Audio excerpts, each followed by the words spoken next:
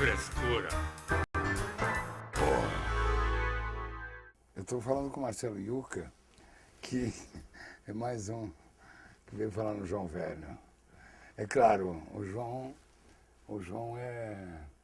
está envolvido com esse movimento hip hop. É uma coisa que eu entrevistei ele, sabe, uma vez. Ah, legal. E eu queria saber mais sobre isso, porque eu sou do interior do Rio Grande do Sul, nasci na fronteira com a Argentina. A minha formação é de tango. Sabe?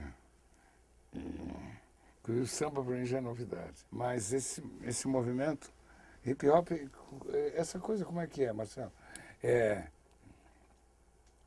O hip hop é todo um movimento, né? Isso aí, por exemplo, é hip hop, né? Olha pelo espelho. Isso aí é hip hop, né? Quer dizer, já envolve artes plásticas, tem pichação, tem grafite.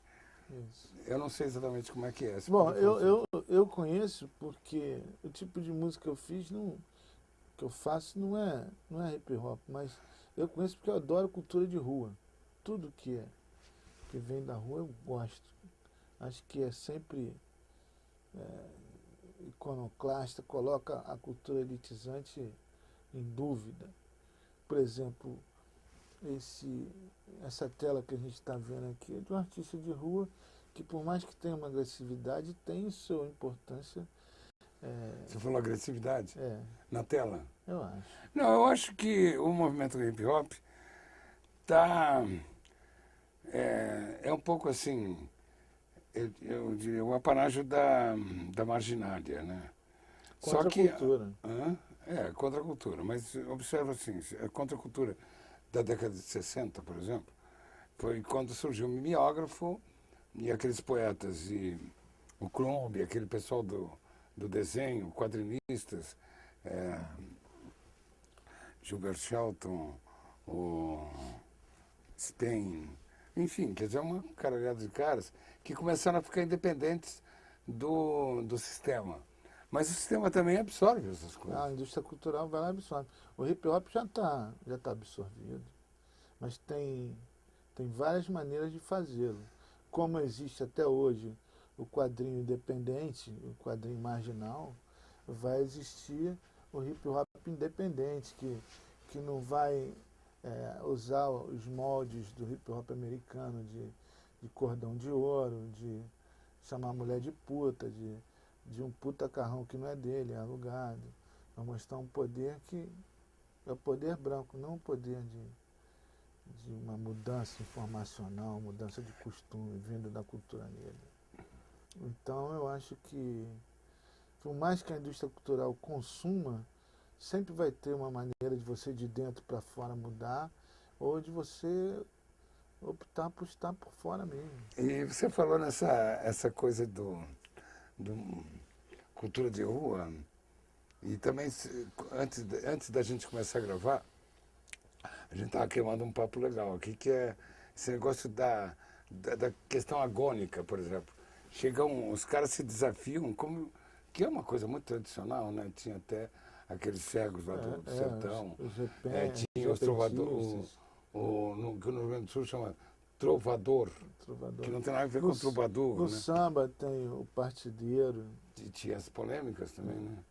As polêmicas. Isso de você duelar com as palavras, isso acho que todo mundo deve ter, porque ainda mais num país como o Brasil, que seguiu uma tradição de oralidade, porque durante anos, talvez até hoje, seja de um grande montante de pessoas analfabetas, a história passa pela oralidade. Sim. É preciso. Mas você vê que nesse caso específico que a gente está falando, esse jogo de rua aí, tem também muito grafismo. Tem. Graças a Deus, que põe a cultura das galerias um pouco em xeque-mate. Mas que eu ia relatar aqui, que não esse programa aqui, eu fiz uma entrevista com o Manuel Araújo, que foi secretário de Cultura do Estado de São Paulo. E estava em exposição no Museu Afro, que é o museu dele, do Manuel, que ele fez também a Pinacoteca do Estado também, né, que ele fez. Mas estava no museu dele, dentro do Ibirapuera, uma exposição com 6 grafiteiros. Assim, eu estudo já há um tempo essa coisa, então eu já fiz 2 documentários sobre, já participei de 2 documentários sobre o grafite. Então, eles vêm aqui meio que colocar, cada um vem aqui e coloca. Eles encontram na rua e falam, pô, cara, deixa eu ir lá botar uma coisa lá no muro, no teu muro. E eu fico todo bobo porque eu acho que daqui a um tempo esses caras vão ser considerados pra caramba e eu vou ter sei lá, uma Djaneira no meu quintal. Mas fora isso, a coisa está evoluindo muito mais rápido. É muito mais interessante hoje em dia, o grafite, a meu ver, é muito mais interessante e renovador do que a música pop feita no Brasil. Muito mais. A música, você fala o rock, né? Porque o o rock, pop, olha aqui, o pop o rock em artes qualquer plásticas porra é que coisa faz. de 1960, da década de 60, que eu tinha me referido. Certo. O Rolling Stein é pop, Certo. tá? Pô, pinta quadro, entende? O Yves Klein Mas pop. a coisa de você ser popular e reconhecido popularmente pelo que faz, e eu acho que aqui a música que é popular para as massas, ou que se pretende, muitos A indústria cultural, que bom, se pretende ser popular, não consegue o porque mínimo. massa, a massa não produz cultura, a massa absorve. Não, absorve então, que se pretende para a massa. A indústria cultural é que organiza, que vende. bota a massa como target, porque, pô, agora é uma merda. É uma merda. É uma merda. E essa arte, como essa que está aqui, poderia estar numa parede, sei lá, na Lapa, no Leme, no Leblon, sem cobrar porra nenhuma e muito mais renovador do que aquele que pretende, dentro da música, ser popular ou aquele que é. Eu acho que é muito mais renovador, muito mais esteticamente implicante, muito mais esteticamente interessante. Essa indústria cultural é muito safada. Ela absorve tudo. E Quer dizer, rapidamente. o transe, o contra, tudo isso. Tem espaço dentro do sistema para essa gente toda. Pois é, por isso que a parede, a rua, eu acho que ela é mais rápida que a indústria Enquanto que está cultural. na rua ainda, né? Porque essa exposição que eu vi lá no Emanuel, exatamente. já eram telas. Então, aí vira tela. Aí o cara... Mas tem uns que estão fazendo tela e estão fazendo rua. Simultaneamente, sim. Simultaneamente. Não, eu acho Então que todos aqueles, eram 5 ou 6, eu me lembro. E todos aqueles eu reconhecia da rua. Tem o Flip, por exemplo, que é um cara que está nas paredes pagas de encomenda, tenho certeza que tem certos lugares cuja decoração já chama isso. A música que você produz, que você cria, você me desculpa, eu não conheço direito, porque, como eu te falei, eu, além de ser um sujeito primitivo, eu me culturalizei, me aculturei mais. É porque a música que eu estou fazendo também hoje está dentro dessas paredes aqui. Eu ainda não mostrei a música que eu estou fazendo. Mas, por exemplo, eu frequento um sarau de poetas e de músicos assim, que vão dar instrumentos acústicos, cantando músicas bonitas e tal, voz e violão. A música que eu faço hoje, se eu tocar ali, os caras metem a porrada. Porque não tem nada a ver com isso. Eu estou há tanto tempo aqui. Esse negócio de meter a porrada também já é uma forte influência da arte da rua, né? Então, por exemplo, eu estou com um sintetizador aqui que eu comprei na feirinha, R$120. Aí eu coloco isso na música com uma poesia que é uma poesia às vezes agressiva, às vezes com metáfora demais. Aí o cara não entende não. Mas se eu não me expressar, é porque agora tudo em relação à arte, você tem que comunicar. Eu acho que você está comunicando agora aqui. Mas eu não acho que, em última análise, A coisa que eu preciso fazer com a minha arte é comunicar. A primeira coisa que eu tenho que fazer é me expressar. Se ela comunicar, eu vou ficar contentão. Se ela vender, eu vou ficar mais ainda. Se eu ficar rico com ela, puta que pariu. Muito bom. Agora, se nada disso acontecer, eu vou continuar artista, cara. Sabe? Eu descobri no primeiro disco que eu fiz com o Rapa que eu tinha uma porrada de poesia dentro da gaveta que até hoje a molecada canta. Mas ela já era arte dentro da gaveta, mas não comunicava. Antes de você abrir a gaveta. É. E você abriu a gaveta Aí porque começou a vir. ensejou, porque pintou uma circunstância que ensejou que essas coisas aflorassem. Porque também tem o seguinte, tem associação, né? Como, de certa maneira, eu abordei a coisa como movimento, quando eu me referi ao grafismo e etc., é porque tem uma coisa que também estimula a outra, né? Quer dizer, tá tudo dentro de uma certa harmonia. Claro. De pessoas com as mesmas tendências e tal, né? Eu acho que essa coisa marginal, que você falou, por exemplo, que os americanos, o carrão é alugado, não sei o quê. O cordão de ouro muitas vezes é Mas falso. tem uns casos que você percebe que tem uma certa... Quer dizer, realmente os caras são meio bandido mesmo, por exemplo, né?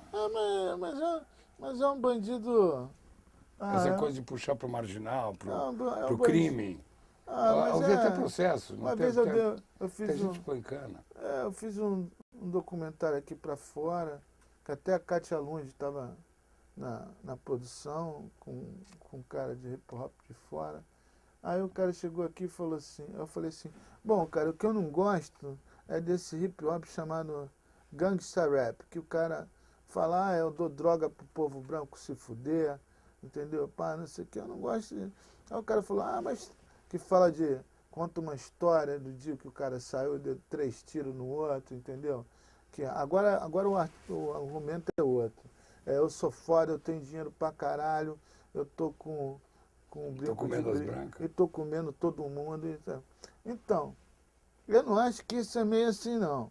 Mas aí eu falei pro cara, o cara falando eu falei desse hip hop violento, assim, aí ele falou, mas todo mundo sabe lá que isso é ficção, que isso é... Aí eu falei, mas aqui não é não. Aqui não é não. Aqui você entra numa comunidade aqui, que está tocando um funk, um rap proibidão, muitas vezes com uma molecada que não sai do morro, que está ouvindo um fato que aconteceu às vezes no mês anterior. Uhum. E um fato horrível, explodiu fulano, ele foi pro micro-ondas, também quem mandou mexer comigo. Então, bom, liberdade de expressão, né? Mas eu não acredito, não vou botar fé num lance desse. Eu acho que mesmo aquele funk favelão, aquele rap favelão, ele tem muita coisa a dizer. Ainda digo mais, é a primeira música digital do Brasil e é o folclore do futuro. E passa pelos mesmos problemas que o samba passou, sociologicamente, antropologicamente. Então, ninguém tem o maior preconceito, mas ali tem caldo. Ali é diferente. Então, só basta organizar, saber que tem vários tipos, que não tem só aquele que faz apologia ao sexo, que não tem só aquele que faz apologia ao crime, mas que tem outros. Eu só quero ser feliz, andar na minha favela, não sei o que eu não esqueci. Andar tranquilamente na favela onde nasci. É. E poder me orgulhar.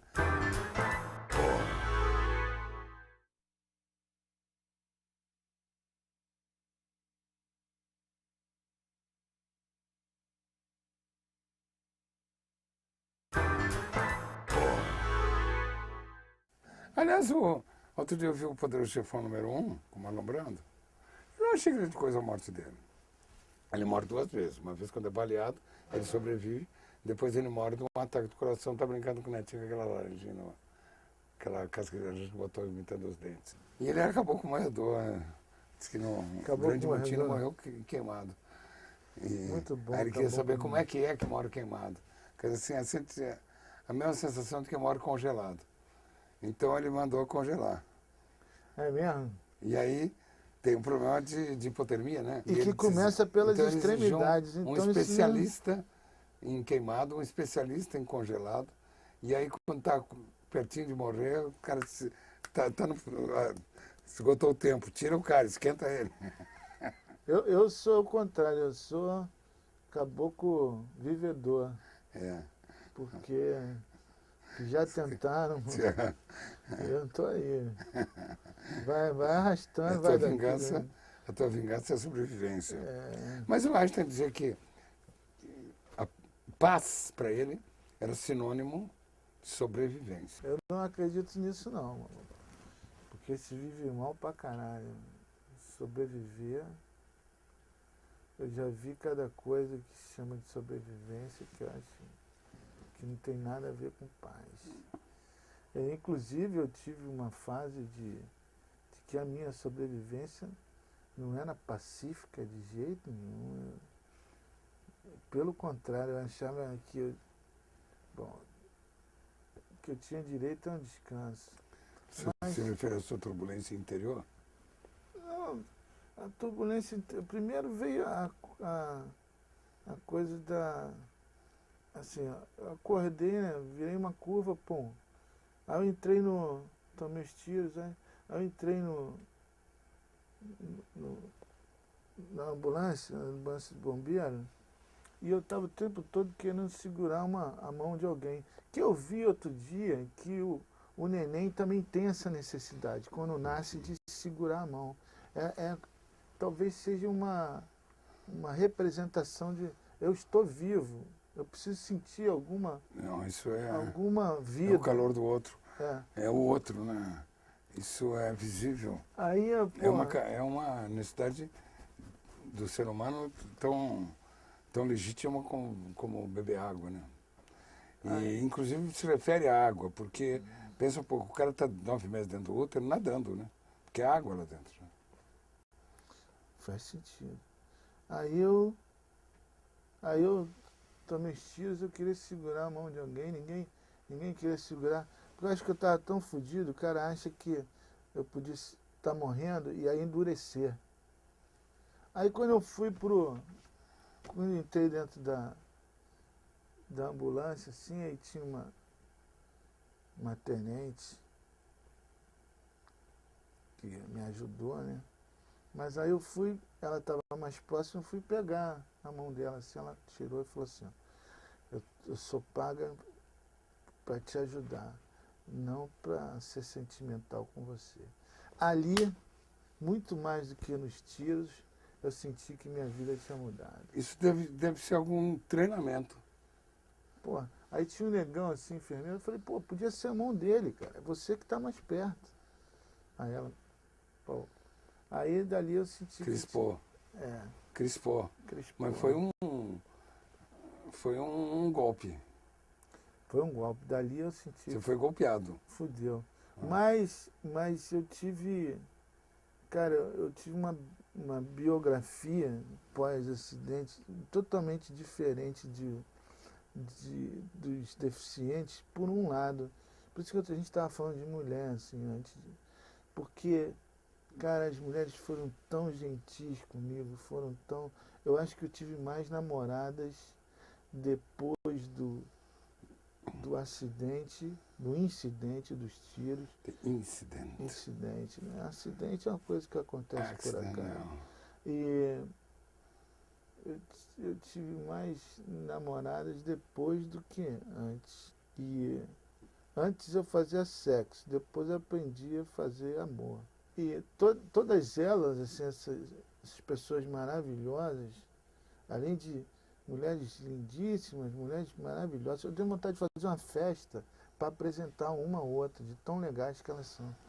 E todas, foi eu que terminei por ser imbecil, por ser aquela coisa de olho grande, né? De ser machista, de ser garoto. Todas eu... Você acha que isso se refere a esse tipo de... Porque o Eduardo Mascarenhas escreveu sobre isso. Eu já gostava da conversa dele quando estava vivo, nunca tinha visto texto escrito dele. E as filhas dele pegaram coisas que ele tinha escrito e publicaram. Ele não era um cara que escrevesse muito assim. Ele falou sobre isso aí. Que as pessoas às vezes atribuem esse comportamento há machismo, que o cara come as mulheres para contar para os amigos, ou então que é para variar, ele está com uma e já está de olho na outra. Mas ele fala que é legítimo também. E que é também, não é indiferença, é amor pelas mulheres mesmo. Não, eu acho isso. Com uma coisa assim, um sentimento até de injustiça, assim, que o cara ama tanto as mulheres, se ele está com uma, a eleição de uma sobre as outras não é uma coisa justa. Não, mas tudo bem, mas tem um lado.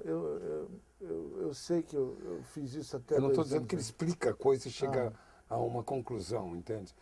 Você que estava concluindo, eu acho, um pouco, mas Estou ao mesmo concluindo tempo, baseado mas ao mesmo na minha vivência. De repente, outro cara tem outra maneira de pensar isso. E ele deixa a coisa um pouco no ar, entende? Assim, não se pode ter certeza de porra nenhuma nessa história toda. Né? Envolve muita coisa, né? Inclusive a perda da lucidez durante o processo. Durante o processo. Mas por que eu falei esse negócio do amor e do sexo? Porque antes, né, eu tinha aquela ideia de vou pegar, vou fazer, jogar na parede, não sei o que, blá, blá, blá. Depois, eu fiquei um tempão que eu não tinha sensibilidade para tal, e depois eu não tinha a sensibilidade para descobrir que um pouco da sensibilidade tinha voltado. Aí eu falei com um médico meu, falei, pô, cara, é uma pena, né, cara, eu tenho minha namorada e tal, mas eu não consigo transar com ela pelas vias normais. Se bem que via normal e E sexo... a pirocal? Via pirocal. Via normal e sexo não combina. Aí ele falou assim, como é que tu sabe? Aí eu falei, não sei, sei lá, eu acho que... Não, faz o seguinte, chega hoje, tu vai pra casa, pega ela de jeito, e amanhã tu me diz. E aí, cara, assim, o mundo sorriu. Você redescobriu. Redescobri. É lógico que não é a mesma coisa, mas você simplesmente sentir, cara, meu olho arregalou na... Peraí, eu falei, pô, será que eu estou passando mal ou se eu estou passando bem? Isso aí cabia uma marcha heróica, né? Para ilustrar essa história, né? Porra. Não, todas as músicas, muita música é feita dentro dessa... Então, embalando esse tipo de... Então, você, por exemplo, eu precisei da ajuda da mulher. Então, isso foi muito mais carinhoso. Porque antigamente era eu que ditava.